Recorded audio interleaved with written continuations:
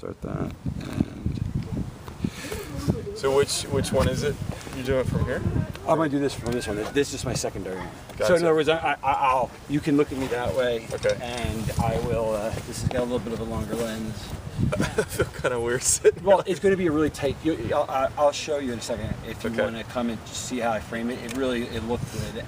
The only thing that's cool is, and you can just, if you want to turn your body a little bit, I mean, do whatever you want because I'm going to be tight on you. Cool. I mean, you devil people.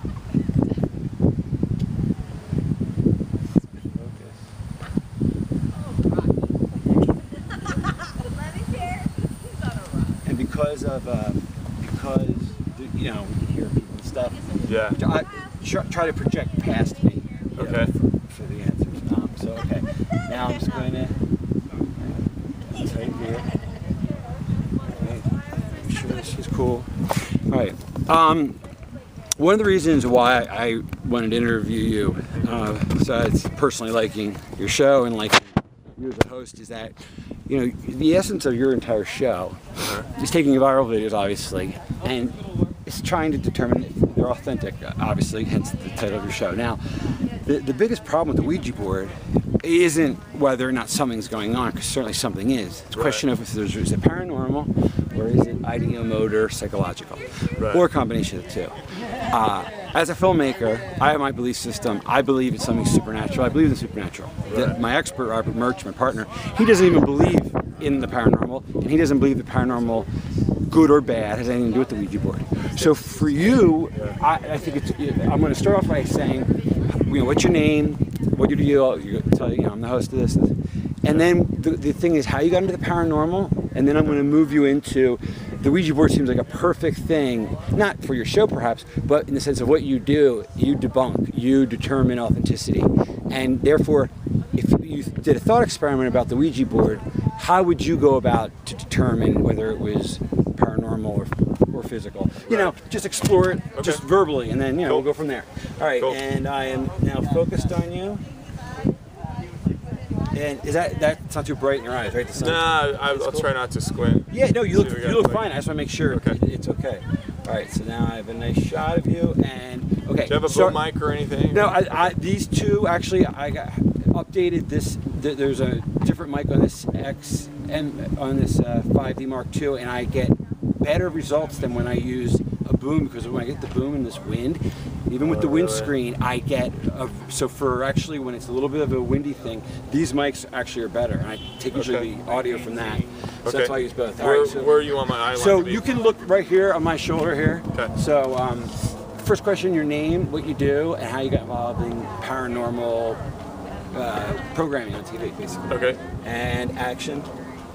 My name is Ben Hansen, and I host a show on Sci-Fi called Fact or Fake Paranormal Files. I've been involved in the paranormal ever since I was about 12 years old. Primarily, UFO research is what got me into it, and then when I was in college, I started getting into the ghost hunting stuff. Is it based on curiosity or some experiences you had? I've always been interested in things of the paranormal that there's been overwhelming evidence that there's a phenomenon that exists, yet it's not taken seriously. Some of these fields, well, most of them, ufology, getting into the ghost hunting, the mainstream sciences aren't really looking at this with a critical eye. There are some exceptions to it, but what interested me is kind of really trying to take that scientific approach and theorizing, and going beyond just this, No,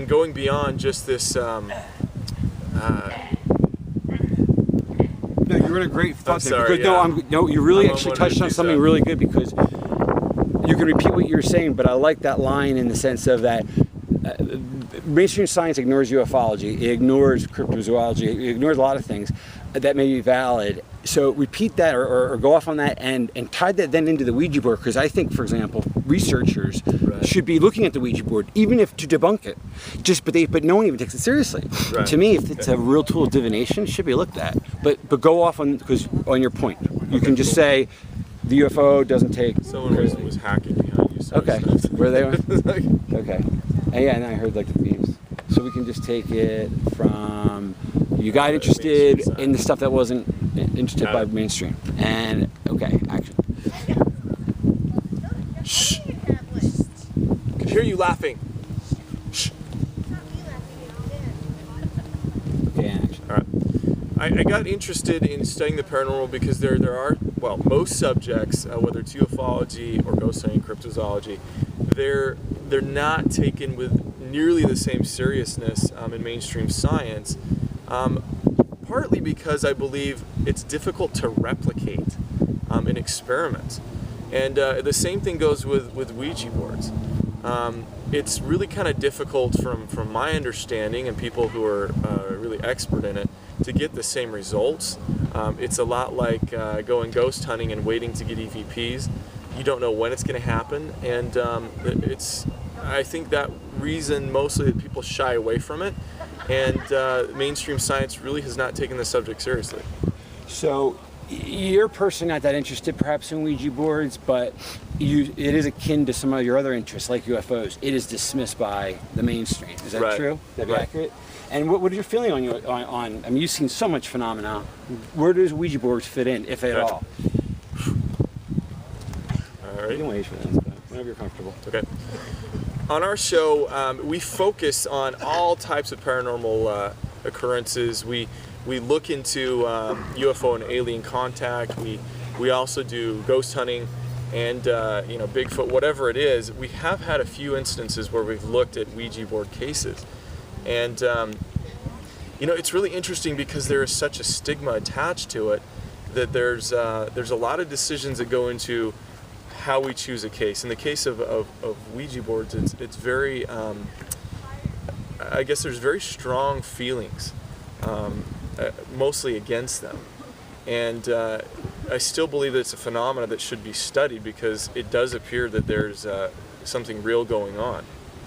We had one particular case where somebody sent us a video, and there's a group of people sitting around a planchette, and they all had their hands on it, and then they remove their hands, and the planchette moves by itself. I heard about this, and it turned out that they faked it, though, didn't it? Wasn't that the ended up of the story, or was I wrong there? Yeah, the planchette itself was, they removed their hands, and at the beginning of the video they show that there's, nothing, no magnets or things underneath it. And we take on videos like this because the whole kind of point of our show is to separate the fact from the fiction. And if you've eliminated all the most plausible explanations and what's left is the paranormal, then of course it's more likely. Occam's razor, basically. Yeah. And we did not end up accepting this case, but I remember thinking about it and my personal feelings about Ouija boards. Hold for that. Yeah, exactly. In fact, if you hold for 1 second, if I run in my car, I can just get a new battery, and then 5 more minutes and we'll be done. Okay. Wait, here, I'm going to turn this off right here.